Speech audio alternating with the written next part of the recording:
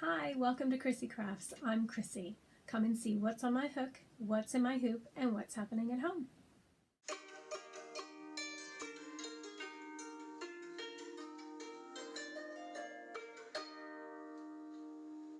Hello, and welcome to all my new viewers and subscribers.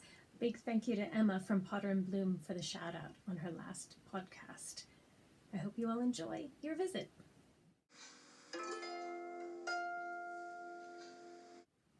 I have a few more goodies to show you from my trip to the Unravel Yarn Festival in Farnham. One of the main reasons I went was to top up my stash of linen threads, which I get from a company called Namolio, and they're always at the yarn festivals. And they were at Unravel. I keep my threads in this vintage sweets jar because they are like sweets. I love them. And I'm also doing the Simply Crochet mandalas in the linen threads. They're doing a mandala a month. With each issue you get a new mandala, and I decided, because I love using the finer threads and the linen threads, to do all of the mandalas in the linen. I love it. Gives quite a rustic feel, a different texture than normal yarn, and it's so beautiful to work with. But I want to match the colors as closely as I can to the ones in Simply Crochet, which I believe are King Cold Giza. So I had some on my shopping list because, as you can see, I have all the neutrals and the lilacs and the grays and the greens and the taupes, but I didn't have these brights. So I got a bunch of these brights. And so far on the February mandala, I am that far along. I'll be finishing it up soon, mainly because the March issue is out already and I need to get going on the next mandala. But I was waiting to find a red. I wanted a really rich, deep red, and Namolio did not disappoint. I'll have all the details to everything I'm talking about in the show notes below, so you could get your linen thread as well. This was such a gorgeous, rich red. And here are all the colors I'm going to be using for that mandala. I will keep you posted on that. Hopefully next week I'll have a ta-da WIP to show you. The next bit from Unravel, I bumped into my friend Jooles there, and I got a bag.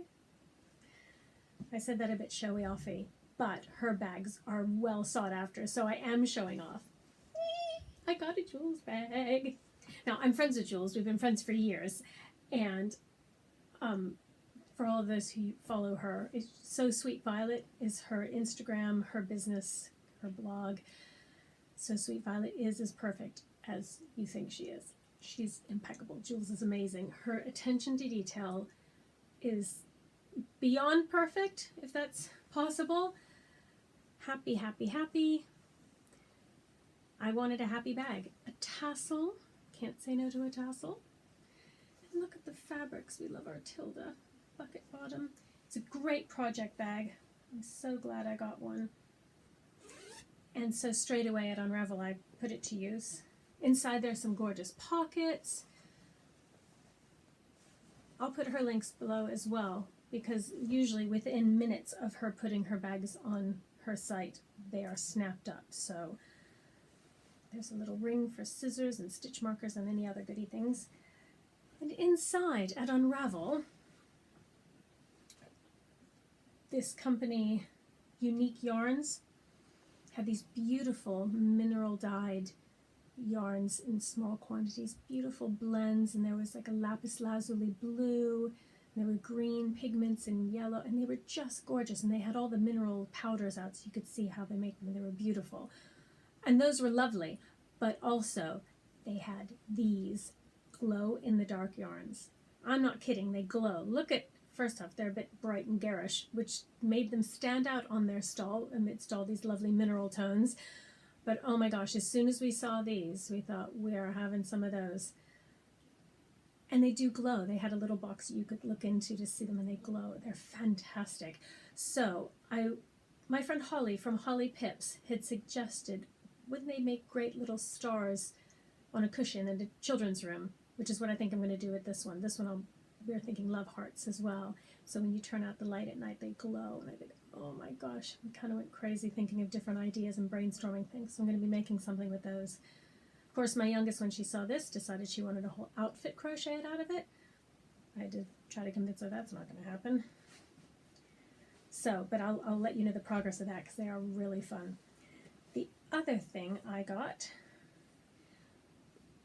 from Willow Knit Farms, these beautiful silk mini skeins. They came in this as a set. These lovely springy greens, and they're very silky soft. I mean, just cuddly.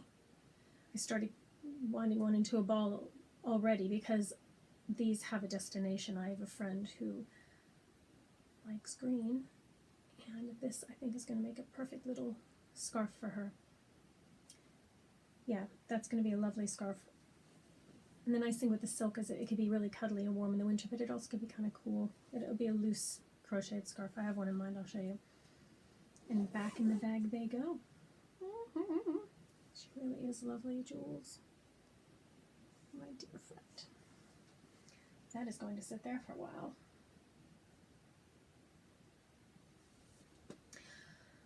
Now, one of the things I wanted to talk to you about today was some time management.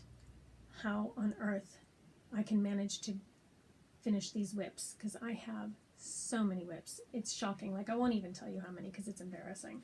I'm so fickle. I start things and I see something else. I just want to start something else, and I start that, and everybody. It's got to the point where people at my crochet clubs make fun of me. They always look, oh, you're going to start that one. You're going to start that one. And have you finished this yet? And it gets a bit embarrassing after a while. So I had a big think in January, the New Year's resolution kind of time. And I thought, okay, what if certain days and certain times I work on one project? I thought I'd give it a go. So for example, I'm going to confess this.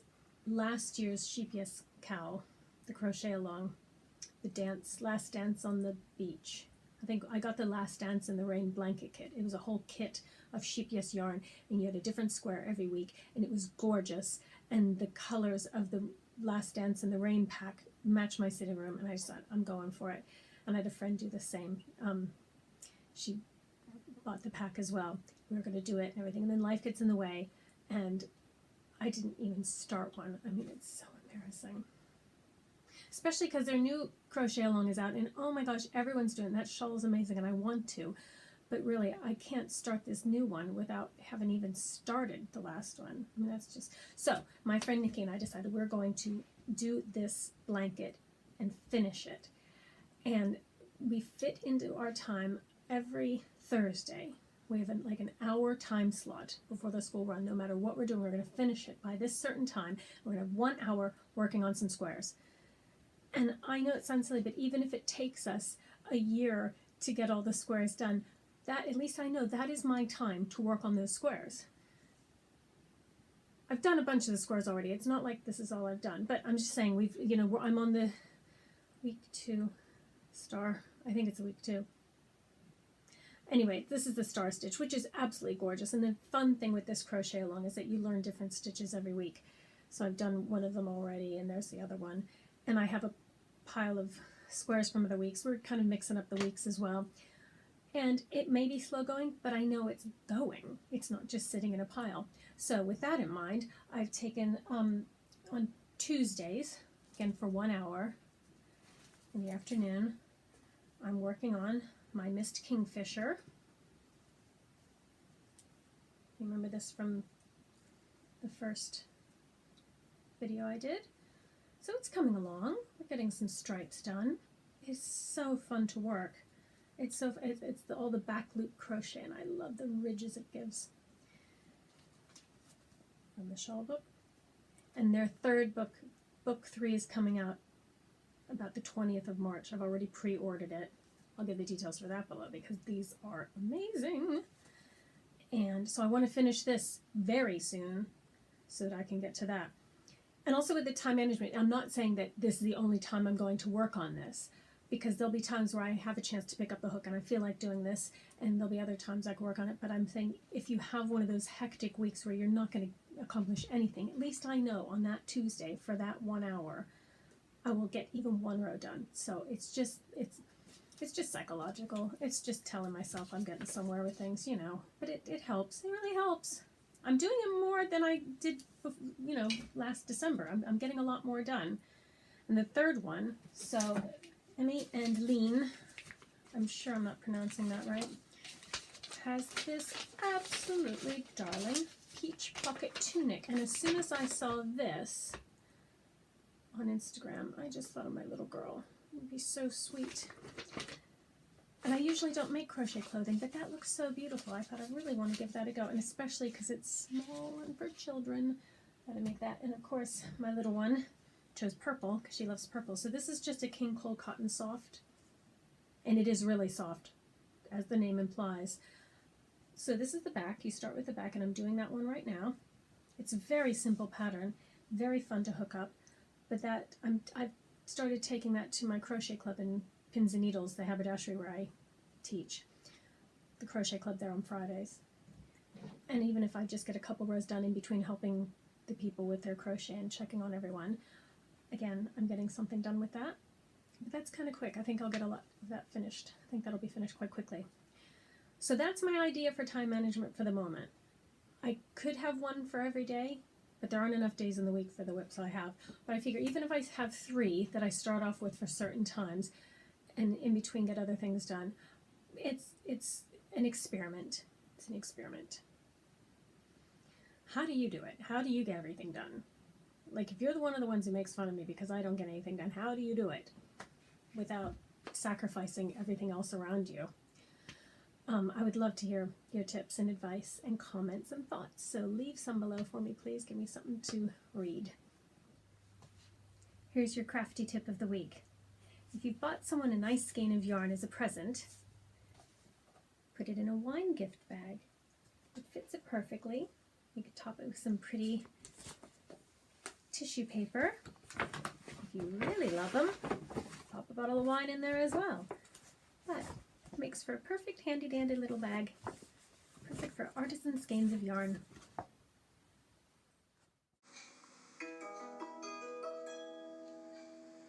So now what's in my hoop? I finished the bag. This lovely linen bag and just a very simple heart. I did sacrifice the little flower down at the bottom, which I told you last week I probably would. It just wasn't in keeping with the rest of the bag. But you could see, you snip out what you can and cover it up with some more roses, some more leaves, some lavender, some more like little white flowers. And I think that's going to make a really lovely present. I had this thing too, when I give something away that's in a container or a bag, I have to put something in it. I don't know, somehow I've got it in my head that it's bad luck to give someone a container or a bag empty. So I'll put some cookies in there or something. Is that superstitious, or is that just of my own making? Or is that actually a thing, an empty container? Anyway, I'm really pleased with that, how that turned out, and it didn't take very long at all, but it is really lovely. So that's done, and up next, one of the things I'm seeing a lot of this spring and summer with clothing is embroidered clothing. There are like butterflies and hearts and flowers, loads of flowers on everything. And I plan on getting some, but of course when you do a little bit of stitching you think, well, I could do that. It's the fun of being a crafter. So I've started, the reason I'm wearing this today is because this was just a plain off-white cardigan. Boring. So I've done little silk ribbon roses there, and there's even a little bud on the top on the shoulder. It's quite demure though. I'm looking at it here thinking, I love it, it's really pretty, but I think I might have to put a little spider on the shoulder. I don't know, something to shake it up a little bit. Just something really subtle, but something a bit more. So then my daughter saw I was doing this, and she thought, my teenage daughter, she thought, oh, I'd like something, because of course she's looking for new clothes for the next age level, and she's seeing all this embroidery. So we've decided, she has this top, it's just like a denim, short sleeve denim top for summertime, and so I'm going to, can you see that? I have an iron-on decal. I'm going to embroider a rose on the back shoulder. How gorgeous is that going to be? Except she's asked for it filled in. Ombre effect. Because she's 13 and she doesn't realize when she says fill in and ombre, I triple the hours it's going to take me to do it. It'll be fun, but an outline would be a lot quicker. I might do the outline first and see if she's okay with that. Because, well, I'll have to allocate a time to work on this every week.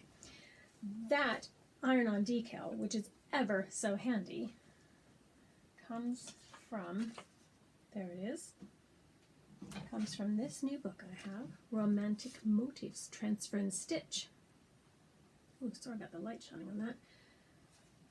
So, over 60 reusable motifs. So I've used this, you could use it probably about 10 times.